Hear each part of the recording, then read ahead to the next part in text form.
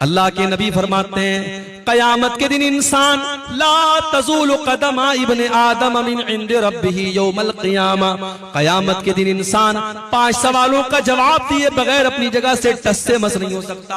5 सवालों का जवाब सबको देना है, मुझे भी देना है, आपको भी देना है, आलिम को भी देना है, जाहिल को भी देना है, आम आदमी को भी देना है और वीआईपी को भी देना है। 5 सवालों का जवाब सबको देना है। पहला सवाल अन उम्रिही फीमा अफना, तूने अपनी जिंदगी को कहां गुजारा। दूसरा सवाल व अन शबाबिही फीमा अबला, तूने अपनी जवानी को कहां गुजारा।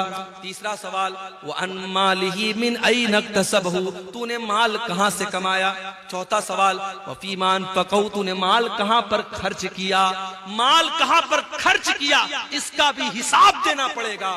अपनी महबूबाओं के लिए रिचार्ज करवाने वाले हमारे मनचले नौजवान वो 100-200 रुपए का जो रिचार्ज कराते हैं अपनी कानों की लज्जत के लिए और बदकारी के लिए, वो भी तैयार रहे। माल कहां पे खर्च हो रहा है हिसाब देना पड़ेगा।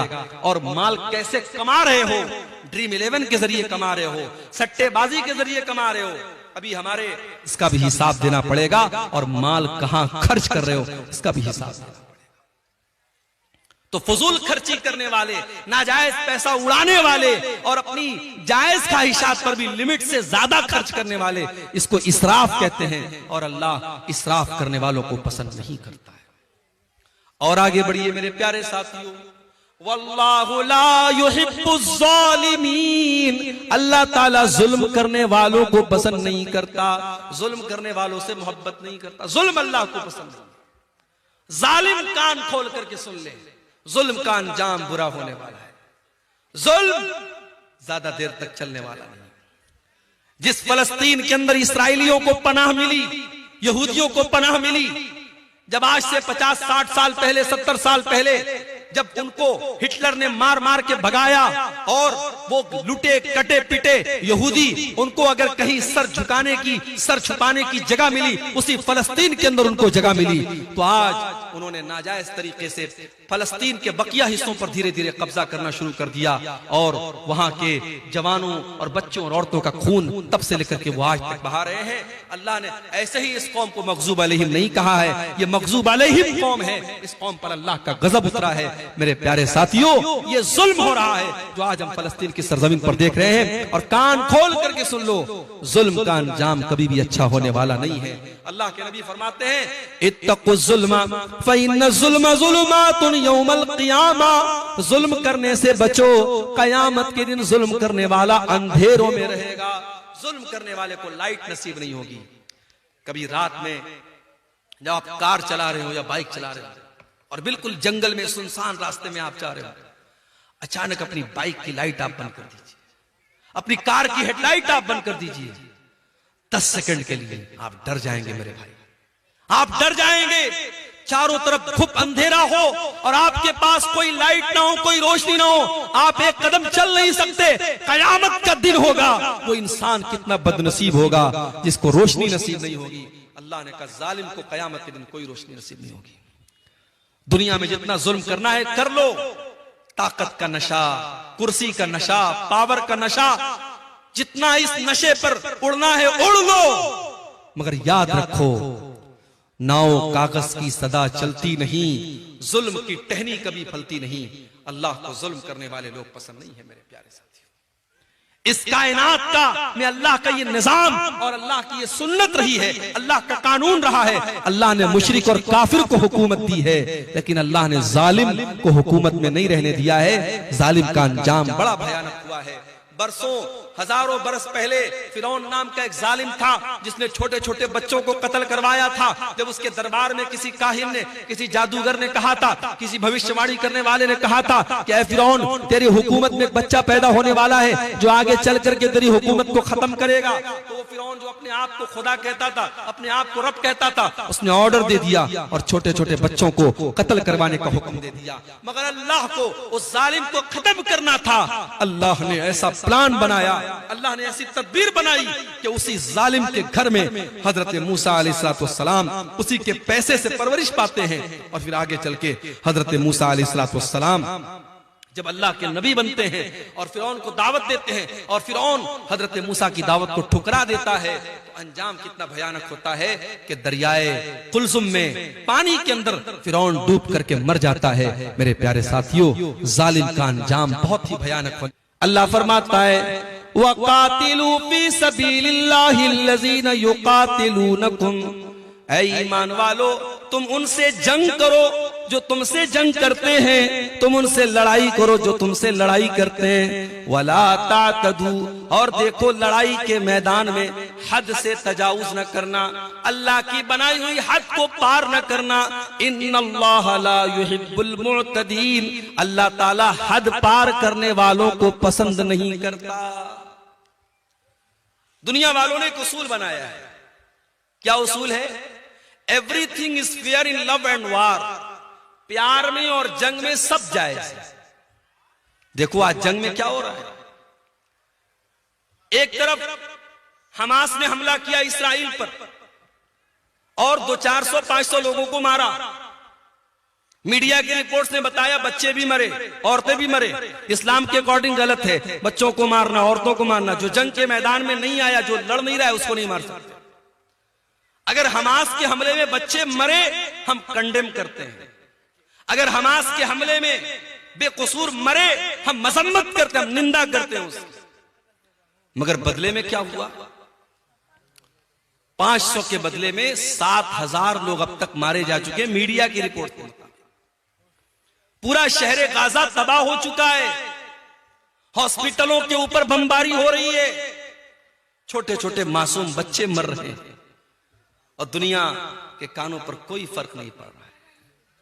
तो मेरे भाई, ये जंग है। जंग में लोग कहते हैं सब जायज है, बच्चे मरे जायज है, औरतें मरे जायज है। मेरे नबी ने क्या फरमाया? मेरे नबी जब जंग के मैदान में अपने सहाबा को भेजते हैं तो क्या फरमाते हैं? उगुजू बिस्मिल्लाही, जाओ अल्लाह का नाम लेकर के लड़ो। वक़ातिलू फी सबीलिल्लाह, और जाओ तुम अल्लाह के रास्ते में जाकर के लड़ो। वला तक़तुलू वलीदन, किसी बच्चे को कत्ल न करना। वला तक़तुलू शैखन फ़ानिया, कोई ऐसा बूढ़ा इंसान है जो जंग के मैदान में लड़ नहीं रहा है, जो मैदान जंग से किनारे है, उसको खबरदार कत्ल न करना। वला तग़ुल्लू, जंग के मैदान में भी किसी के साथ खयानत मत करना, किसी के साथ धोखा मत करना, किसी के साथ फ्रॉड मत करना। वला तक़तऊ शजरतन, किसी पेड़ को न काटना, किसी इबादतगाह को मत गिराना, किसी के पूजा स्थल को मत गिराना। ये इस्लाम ने उसूल बताए। दुनिया का उसूल है जंग में सब जायज है, मेरे नबी का उसूल है नहीं, जंग के मैदान में भी सब जायज नहीं है। वही बात कुरान कह रहा है, ऐ ईमान वालो जब तुम अपने दुश्मनों से जंग करो, जब तुम अपने दुश्मनों से लड़ाई करो, वला तातदू, तो हद पार मत करो। अल्लाह ताला ने हर चीज की हद बनाई। इंसान जवान होता है, लड़का बालिग होता है, लड़की बालिग होती है। अल्लाह ने दोनों के अंदर जिनसी ख्वाहिश रखी है, सेक्सुअल डिजायर रखा है। मर्द को औरत की जरूरत है, औरत को मर्द की जरूरत है। अल्लाह ने इस ख्वाहिश को पूरा करने का जायज तरीका निकाह को बनाया। लड़का लड़की का निकाह कर दिया जाए, उनकी ख्वाहिश को सही तरीके से पूरा किया जाए। अब वही लड़का और वही लड़की अगर जिना का रास्ता अपनाए, अगर बदकारी का रास्ता अपनाए, अगर गलत लोगों से रिलेशनशिप कायम करे, मेरे प्यारे साथियों, यही अल्लाह की हद से तजावुज करना है। और अल्लाह फरमाता है वला तातदू इन्नल्लाह ला युहिब्बुल मुअतदीन, अल्लाह की हद कभी पार मत करना। अल्लाह हद पार करने वालों को पसंद नहीं करता है। आपके इलाके में लड़कियों को हिस्सा देते हैं वरासत में? बोलो भाई, क्या लड़की बाप की वरासत में हिस्सा पाती है आपके इलाके में? नहीं पाती, मैं जानता हूं नहीं पाती है। क्यों?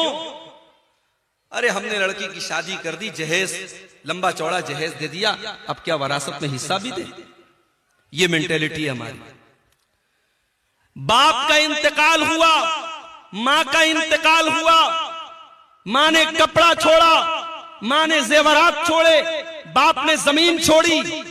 बाप और मां के उस सारे तरके में, सारी प्रॉपर्टी में कुरान कहता है जिस तरीके से बेटे का हिस्सा है वैसे ही बेटी का हिस्सा है। और आज हम पक्के मुसलमान, कुरान और हदीस पर अमल करने वाले, हमारे समाज में बेटी का कोई हक नहीं है। बेटी मांग ले तो समाज कहता है कितनी बेगैरत लड़की है, बाप की जायदाद में से हिस्सा मांग। अल्लाह ताला ने जब सूरह निसा के अंदर जमीन और जायदाद के मसले बयान किए, फरमाया तिल्का हुदूदुल्लाह, ये मैं जो हिस्सा तरका बयान कर रहा हूं मेरे बंदो, ये अल्लाह की बनाई हुई हदें हैं, इन हदों को कभी पार न करना। ये अल्लाह का बनाया हुआ कानून है, अल्लाह के कानून को तुम कभी न तोड़ना। मेरे प्यारे साथियों, आप कार चलाते हैं, रास्ते में ट्रैफिक पुलिस वाले खड़े हैं, ट्रैफिक का नियम है कार चलाने वाला सीट बेल्ट लगा करके चलेगा, बाइक चलाने वाला हेलमेट लगा करके चलेगा। अगर कहीं पर सिग्नल है तो रेड सिग्नल होने पर गाड़ी आगे बढ़ाएगा और ग्रीन सिग्नल होने पर वो गाड़ी आगे नहीं बढ़ाएगा। ये ट्रैफिक के बनाए हुए कानून है। हमने ट्रैफिक का सिग्नल तोड़ दिया, हमने हेलमेट नहीं लगाया, हमने कार चलाने के टाइम सीट बेल्ट नहीं लगाया, कैमरा लगा हुआ है, ऑटोमेटिक कैमरा लगाए, कैमरे में फोटो आ गया कि जनाब आपने सीट बेल्ट नहीं लगाया, आपने हेलमेट नहीं लगाया। आज ऑटोमेटिक सिस्टम हो चुका है, आपके मोबाइल के ऊपर मैसेज आ गया, आप हेलमेट के बगैर गाड़ी चला रहे थे, 500 रुपए की पेनाल्टी लग गई। सीट बेल्ट के बगैर आप कार चला रहे थे, 1000 की पेनाल्टी लग गई। आपने सिग्नल क्रॉस किया था, 500 रुपए की पेनाल्टी लग गई। आज दुनिया वालों ने ट्रैफिक के कानून को तोड़ने के लिए पेनाल्टियां बनाई हैं, जुर्माने बनाए हैं। मेरे प्यारे साथियों, अल्लाह ताला ने भी शरीयत में बहुत सारे कानून बनाए हैं, बहुत सारी लिमिट्स बनाई हैं। अगर हम उन कवानीन को तोड़ेंगे अल्लाह हमसे नाराज होगा। अल्लाह पेनाल्टी तो नहीं लगाएगा लेकिन अल्लाह ताला नाराज होगा, और जब वो नाराज होगा तो फिर हमारा अंजाम बहुत बुरा होने वाला है। इसीलिए अल्लाह फरमाता है वला तातदू इन्नहु ला युहिब्बुल मुअतदीन, हो लोगो तुम अल्लाह की हद को कभी पार न करना, अल्लाह हद पार करने वालों को पसंद नहीं करता।